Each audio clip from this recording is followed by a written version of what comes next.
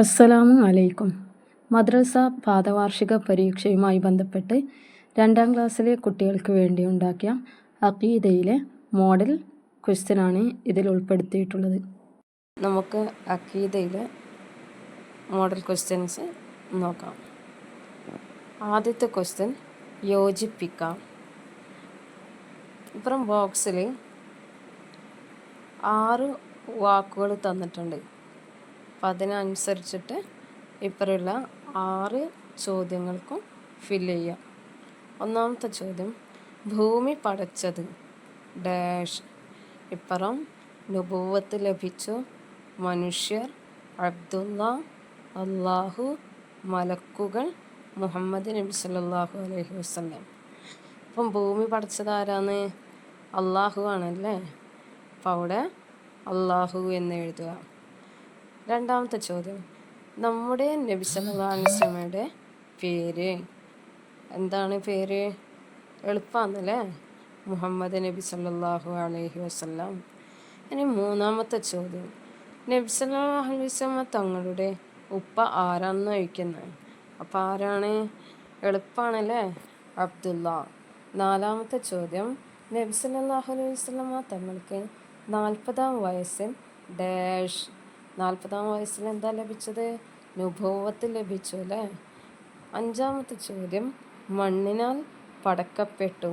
ആരെയാണ് മണ്ണിനാൽ പടക്കപ്പെട്ടത്? മനുഷ്യരല്ലേ. അപ്പം മനുഷ്യർന്ന് എഴുതുക. ആറാമത്തത്, കാണപ്പെടാത്ത സൃഷ്ടികൾ ആരാണ്? മലക്കുകളാണല്ലേ കാണപ്പെടാത്തത്. അപ്പോൾ അവിടെ മലക്കുകൾ എന്ന് എഴുതുക. ഇന്ന് രണ്ടാമത്തെ ചോദ്യം പൂർത്തിയാക്കാം. താഴെ കൊടുത്തിട്ടുള്ള വാക്കുകളിൽ കുറച്ചും കൂടി ഫില്ല് ചെയ്യാനുണ്ട്. അപ്പോൾ അത് എന്താണെന്ന് വെച്ചാൽ, രണ്ടാമത്തെ ചോദ്യം, അള്ളാഹുവിനെ മാത്രമേ നാം ഡാഷ്. അള്ളാഹുവിനെ മാത്രമേ നാം ആരാധിക്കാൻ പാടുള്ളൂ, അങ്ങനെയല്ലേ. രണ്ടാമത്തെ ചോദ്യം, നമ്മുടെ റബ്ബ് ഡാഷ് അള്ളാഹു ആകുന്നു. മൂന്നാമത്തെ ചോദ്യം, നബി സല്ലല്ലാഹു അലൈഹി വസല്ലമ ജനിച്ചത് എവിടെയാണ്? മക്കത്ത് അല്ലേ. അപ്പോൾ അവിടെ മക്ക എന്ന് എഴുതുക. പ്രകാശം കൊണ്ട് സൃഷ്ടിച്ചവരാണ് ആര്? പ്രകാശം കൊണ്ട് സൃഷ്ടിച്ചവരാണ് മലക്കുകൾ. അപ്പോൾ 2 ക്വസ്റ്റ്യൻ്റെതും ആൻസർ കഴിഞ്ഞു. ഇനി മൂന്നാമത്തെ ചോദ്യം നമുക്ക് നോക്കാം. ഉത്തരം എഴുതാം. ഒന്നാമത്തെ ചോദ്യം, എന്നെന്നും ഉള്ളവനാണ് അവൻ. ആരാന്ന്? അള്ളാഹു അല്ലേ. അള്ളാഹു എന്ന് എഴുതുക.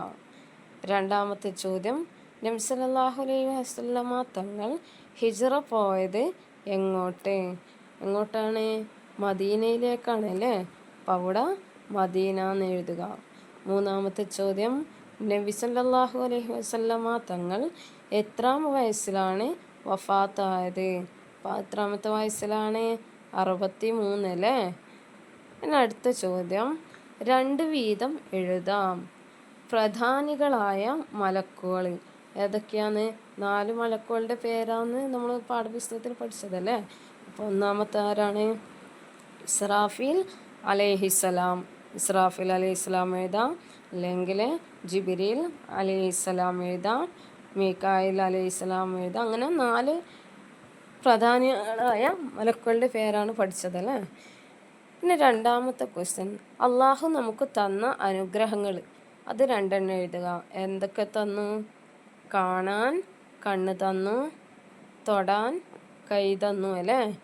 ഇനി മൂന്നാമത്തെ ക്വസ്റ്റ്യൻ, അള്ളാഹു പടച്ച വസ്തുക്കൾ. അള്ളാഹു സൃഷ്ടിച്ച വസ്തുക്കൾ ഏതെല്ലാമാണ്? പൂക്കൾ, മലകൾ, അങ്ങനെ ഒരുപാട് പഠിച്ചിട്ടുണ്ട് അല്ലേ. അപ്പോൾ ഇഷ്ടമില്ല 2 എഴുതുക.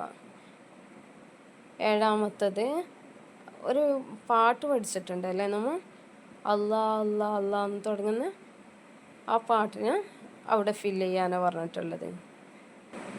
ഇനി ആറാമത്തെ ക്വസ്റ്റ്യനാണ് വേർതിരിക്കാം. താഴെ കുറച്ച് വേർഡ്സ് തന്നിട്ടുണ്ട്. അവ കാണുന്നവയും കാണാത്തവയും നമ്മൾ കാണാൻ പറ്റുന്നതും നമുക്ക് കാണാൻ പറ്റാത്തതും തമ്മിൽ വേർതിരിച്ച് എഴുതണം. ഇപ്പോൾ ഇവിടെ മദ്രസ, ജിന്ന്, മനുഷ്യൻ, മലക്ക്, പേന, പിശാച്, ഇങ്ങനെ 6 വേർഡ്സ് തന്നിട്ടുണ്ട് അല്ലേ. അപ്പം അതിൽ കാണുന്നവ ഏതൊക്കെയാണ്? മദ്രസ, പിന്നെ മനുഷ്യൻ, പിന്നെ ഏതാണ് പേന അല്ലേ. അപ്പോൾ ഇത് 3 എഴുതുക. ഇനി കാണാത്തവ ഏതൊക്കെയാണ്? ജിന്ന്, മലക്ക്, പിശാജ്. ഇതാണല്ലേ. ഇനി അർത്ഥം എഴുതുക. 7ാമത്തെ ചോദ്യം. ലാ ഇലാഹ ഇല്ലല്ലാ, അല്ലാഹു അല്ലാതെ ആരാധനക്കർഹൻ മറ്റാരുമില്ല. ഓക്കെ, ഇത്രയുമാണ് നമ്മുടെ ഈ പാഠഭാഗങ്ങളിലെ ക്വസ്റ്റ്യനും അക്കീദയിലെ ക്വസ്റ്റ്യനുള്ളത്. അപ്പം എല്ലാവരും നന്നായിട്ട് എക്സാം എഴുതുക. എല്ലാവർക്കും വിജയാശംസകൾ നേരുന്നു.